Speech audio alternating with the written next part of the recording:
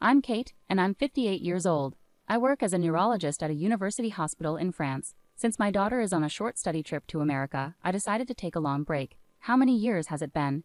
Visiting the university hospital, where I used to work, brings back both happy and sad memories. While sitting at the cafe terrace I used to visit during breaks, drinking coffee, I realized that 18 years have passed. The view outside has changed a bit, but under the same clear blue sky, I suddenly remembered my ex-husband's words. I prefer a smart child born to a 23-year-old woman than a child born to an older woman. His unexpected words left me shocked. What do you mean by that? It's obvious. As a doctor, you know the risks of older pregnancies, right? Your statement isn't about maternal health or childbirth itself exactly. It's about the child's abilities. Why are you bringing this up now? You knew this from the start, didn't you? That's why we pursued fertility treatments. Well, that's true. I did want a child then. But things have changed. I don't understand. I truly didn't understand. As a doctor couple, me, a neurologist, and him, a plastic surgeon, we struggled with infertility for 2 years.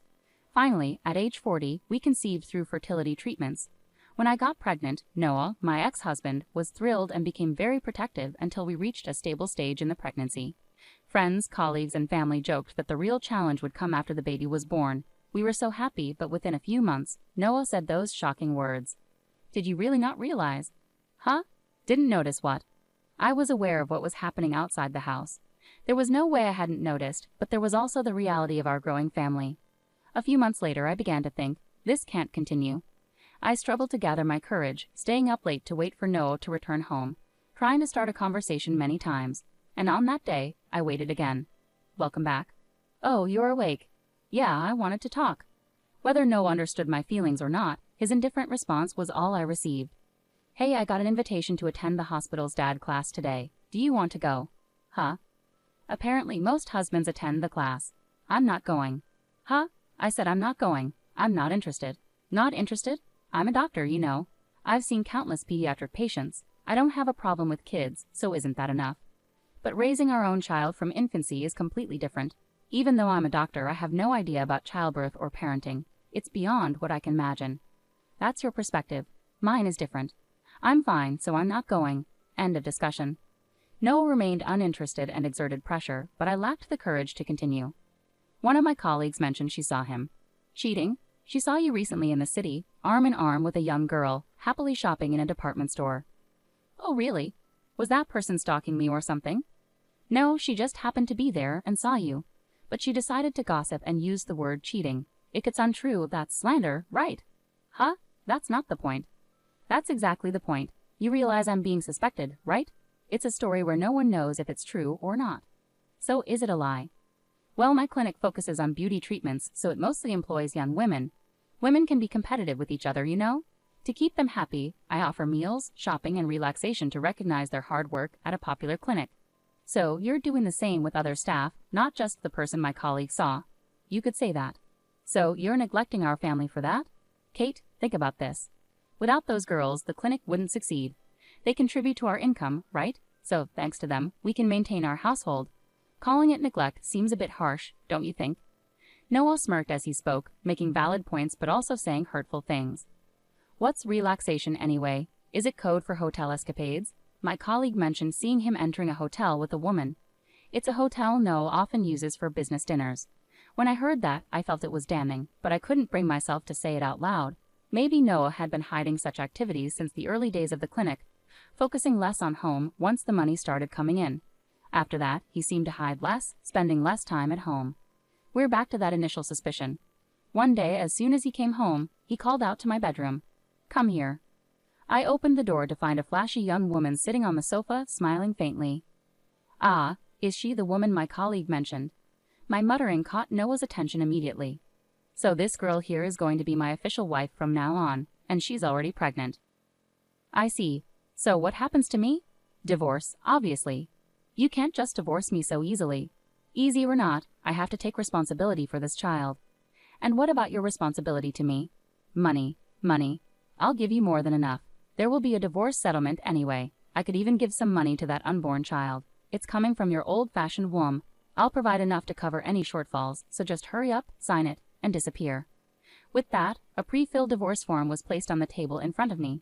The woman smirked, muttering disgusting under her breath as she looked at me. Being in the same space as these people was unbearable, and above all, I realized that Noah could no longer be considered my husband. From there, things moved quickly. We agreed to involve lawyers and decided that I would hold on to the divorce form. I couldn't bear to live in the same house with him anymore. So I quickly packed my essentials into a suitcase and left the house. 18 years later, returning to America, I never expected a chance encounter. Lost in thought, I noticed a figure approaching nearby. Just as I turned to look, I heard a voice I never wanted to hear again. Kate. It was Noah. It's been a while. Unable to ignore the greeting, I replied calmly. As he approached, he chuckled and spoke again. So you're back from France with your tail between your legs? You went to France, right? Feeling the pressure and came back to rely on your alma mater. His mocking smile revealed his true nature, leaving a sinking feeling in my stomach. Just a regular homecoming. My child had things to do in America, so we're here together today. So that child from back then, I see. Why are you here together? Is that child sick or something? His words left me stunned. I prefer a smart child born to a 23-year-old woman than a child born to an older woman. Noah's hurtful words echoed in my mind, and my heart sank once again as I struggled to respond. Footsteps approached from behind. Mom, who is he? Grace's voice brought me back to the present.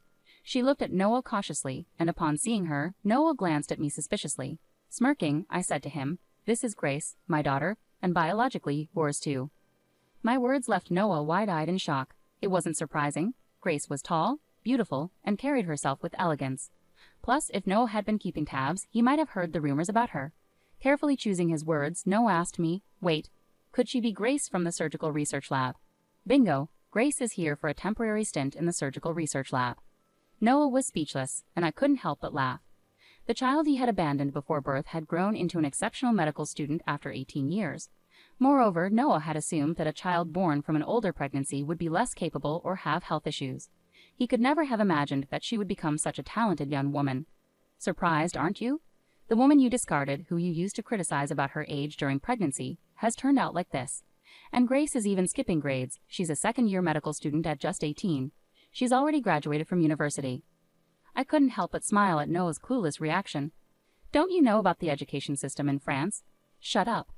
With all your knowledge, I thought you'd be aware. Noah reluctantly apologized, biting his lip. His pride was immense. Even in our marriage, he would bristle at any criticism from me. Now approaching 60, it seemed little had changed. Quietly, I continued, Grace graduated from high school at 15 and college at 17. She's worked so hard, despite me being a single parent. She's an exceptional daughter, both inside and out. She's my pride and joy. I beamed proudly, but Noah, clearly frustrated, threw out a statement that demanded attention. You must have used your authority as a doctor to pull strings, right? Maybe you're even a professor over there. With that kind of power, you could manipulate anything. High school, college, even medical school. But don't think I'm like you. Is that so? Is that your version? Sending your child to low-ranking high schools, struggling to get into any university, let alone dental school. You probably managed to finagle your child into some countryside medical school, right? How did you find out? I ran into someone who knew you from junior high and high school. Heard quite a bit. Caught off guard, Noah seemed desperate to know who it was. Who was it? He asked eagerly, almost childlike. Annoyed, I ignored him and took a sip of the coffee in front of me. Its familiar taste eased my troubled heart a little. One of the hospitals affiliated with the university where Grace was accepted is managed by an American. He seemed eager for me to start working at the university hospital right away, but I was pregnant at the time. So he suggested I teach at the university and work part-time at the clinic.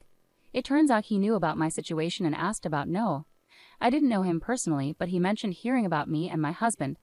I've heard rumors, too, about how being wealthy lets you push people around or play games with others. Noah's family were countryside landowners, wealthy and influential. As an only child, he fit the stereotype of a typical rich kid who could do as he pleased. Who told you all this? Tell me. It doesn't matter who it was. Your reputation precedes you, right? Your behavior has been talked about among your peers and acquaintances, who said it doesn't change the truth. To silence him from further protests, I added firmly, that person warned me that I was being used. At first, I didn't understand, but after listening carefully, it all became clear. You coming from the countryside, and me, living in the city. When we first met at our new workplace, I didn't know anything about your background. That ignorance was convenient for you, wasn't it? So you figured it out. Yeah, that's right. We were both new at work, and I had just moved from the countryside where no one knew me. You, being new to, didn't know about my troubled past or my character. You were convenient for me. What's wrong with that? Finally, Noah admitted it, and I confronted him directly. But that's not all, is it? Huh? You wanted a talented child, a child who could compensate for your own insecurities, right? So you wanted me. No, you wanted my position in genetics, didn't you? You desired my successful career in genetics, which are the opposite of yours, didn't you? What do you mean by opposite? Don't say foolish things in front of the child. No, you shouldn't speak that way in front of our child. Even after admitting everything, he tried to protect his pride. His petty behavior disgusted me. Don't worry, Grace knows everything. Huh, everything. Everything, including how you abandoned both Grace and me in pursuit of your ideal child, and your entire history. What? Did you spill everything? I simply stated the truth, how you disappeared before Grace was born. Trying to deceive Grace, who is so perceptive, won't work. I don't understand, Noah's voice echoed loudly in the quiet cafe terrace. Then Grace, who had been silent until then, spoke up. Don't you think it's pathetic? Huh? I'm asking, don't you think it's pathetic? Why should I care what you think, you little brat? Even to someone you see as a brat, your actions are pathetic. Noah was clearly taken aback by his daughter's words. He clenched his teeth, face turning red with embarrassment. Grace continued, observing him calmly. As my mother said, I know everything. Not just about the past, but also about what's happening now. Huh? I never expected you to beg the professor who's looking after me. I also heard the clinic went bankrupt. What? Due to repeated failures in plastic surgeries, a decline in customers, embezzlement, and failed investments. It probably all began 18 years ago. How dare you say such things? It started when you abandoned my mother and chose someone else. Or perhaps it started when you started making easy money at the clinic and got involved with someone blinded by money. Their presence turned you into a greedy monster and led to your downfall. Grace's words struck Noah hard, making his face even redder and his lips tremble. Why don't you admit it? You're a terrible person, someone who ruins lives. Isn't this just karma catching up with you? Can't you see that? Wait, what? You think I ruin lives? Because of our breakup, Kate became a professor in France, and now you're going to medical school at 18. It's all because of me, isn't it? What? Are you kidding me? Grace's voice remained steady and clear. It's not because of you, that's just how things turned out. Sure, the divorce might have been a trigger, but my acceptance into university right after was the result of my mother's hard work up until then. And my effort to attend medical school early is also because of her constant support. She's always been someone who works hard and cares for others, and that's why good things come to her. But for someone who easily discards others and ends up ruining their workplace, there's a sad reality waiting where they'll have to rely on their dwindling pride. I saw a new side of Grace in that moment. While we've had heated discussions before due to differences, I'd never seen her raise her voice or express anger towards someone. Though I've had my moments of heightened emotion, quietly absorbing feedback from others, including Grace herself, I never expected her to see me that way or have those thoughts. Yet even faced with Grace's undeniable reasoning, Noah struggled to control his emotions. What? You wouldn't even exist if it weren't for me. Everything is thanks to me, right? How can you say that to your own child? I intervened, my voice tinged with anger and sadness. It's okay, Mom. It doesn't bother me. I'm grateful for being born, but technically, it's thanks to my grandparents who supported you all those years. Noah clearly hadn't expected his parents to be brought into the discussion. He froze, his expression stunned. I kept in touch with your parents even after we separated, and they shown concern for Grace. But you wouldn't know that because you cut ties with them after our divorce. What? You're still in contact with my parents? Did you manipulate them against me to gain allies? No, Noah. Your grandparents disowned you because you cheated on me and remarried. You barely graduated from medical school with financial help, struggled to attain your medical license after numerous private lessons, and barely held a mediocre position at a general hospital after an additional year under senior doctor's shadows. Unable to accept this due to your pride, you convinced your parents to open a cosmetic clinic for you. However, you became enamored with the plastic surgery trend, resumed womanizing during your residency, and started hiring based on your personal interests. It became a harem-like environment, culminating in impregnating a nurse over 2 decades younger, abandoning your family, and ultimately causing the collapse of the clinic built by your parents. What more could your grandparents possibly do for you? Overwhelmed by Grace's relentless recounting of Noah's troubled history, delivered flawlessly, Noah could only stammer incomprehensible words in agony. As he struggled to make sense of the situation, a strange calm seemed to settle over him, prompting him to say something outrageous. So why don't you connect us, huh? I heard you were asking around in the lab earlier. After my clinic closed, I've been struggling to find work. I imagine you're facing challenges too, reaching out to your mother's former workplace for help. Everyone's been distant. If you, the talented daughter of Kate, who is respected and trusted despite our unfortunate split, were to offer assistance to your reunited father, surely they'd lend a hand, right? Noah lamented like a tragic figure, making such unusual requests, while Grace and I exchanged knowing glances, sighing with pity. Crying to a child you abandoned? That's pretty pathetic and uncool, isn't it? Shut up. You don't know anything about me. I don't know, don't want to know, and have no interest in knowing. I have no interest in someone who, despite being a doctor, lacks empathy, only thinks of themselves, and ends up causing medical mishaps. And it's quite odd to come seeking sympathy from Grace. Don't you have a talented child at home? Ask them for help. Mine is impossible. I only managed to get her into a decent private women's college through connections and money. Ha, you solved it with money again, just like always. Money can fix anything for you. Noah, stirred up by his past being brought up, retorted with a red face. But fundamentally, things shouldn't be solved with money. It's wrong to decide someone's fate with money. Sometimes even money can't fix things, you know. Did you know that one of the victims of your medical mishaps was a relative of my professor? I believe it was my mentor, Professor Ted's niece.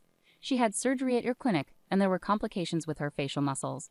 Could it be that there are issues that money couldn't solve? It seems like you closed the clinic to avoid dealing with inconvenient cases that money couldn't fix, huh? But you know, people in the medical field are connected in various ways. Like me, I've ended up connecting with your colleagues and friends. Whether my words were getting through to him or not, Noah's face turned pale, and he started sweating profusely, freezing in place with trembling eyeballs. It's okay, Noah. Everything will unfold just as you fear. Are you so scared that you can't even speak? This is your mess to deal with now. You never cared about anyone else's well-being for your own gain, right? Just try to keep that dark spirit of yours in check, at least. Wait, am I really? Won't someone eventually come for you? You seem so focused on securing your job that you haven't noticed.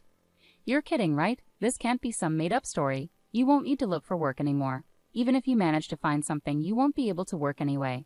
Haha, you're delusional. If that's what you believe, then so be it. Enjoy your time with your family for now. With those final words, I gently touched Grace's arm, signaling it was time to go. Grace returned the touch with a soft smile. After about 2 months of intense medical studies in America, she returned to France. America was amazing. The food was delicious, people were kind, professors and seniors were respectful, and the discussions were fascinating. I might consider returning to America in the future. Grace seemed to have gained new perspectives and emotions from her deep immersion in American culture during her study abroad, unlike her occasional visits before. That's great to hear. Let me know if you need anything. I should also thank the professors. Sure, I'll keep that in mind, Grace replied, wrinkling her nose at a sweet French juice she hadn't tasted in a while. Oh, by the way, did he get caught? Yay. During Grace's time studying abroad, Noah was arrested. The scandal surrounding his failed cosmetic clinic, which resulted in multiple medical mishaps involving staff members, dominated headlines on American news and variety shows daily. Grace must have been aware of it all. Grace returned from her studies with unexpected outcomes. Now 18, she has always been mature and hardworking. While utilizing one's talents is crucial, as someone with over 30 years of medical experience, I deeply believe that medicine must be practiced with compassion. Medicine is about improving lives, and people are at the heart of it all. In the coming years, Grace is bound to grow significantly as a person. As both a parent and a seasoned medical professional, I will quietly support Grace from the sidelines, sometimes walking alongside her. This journey will undoubtedly be a lifelong endeavor,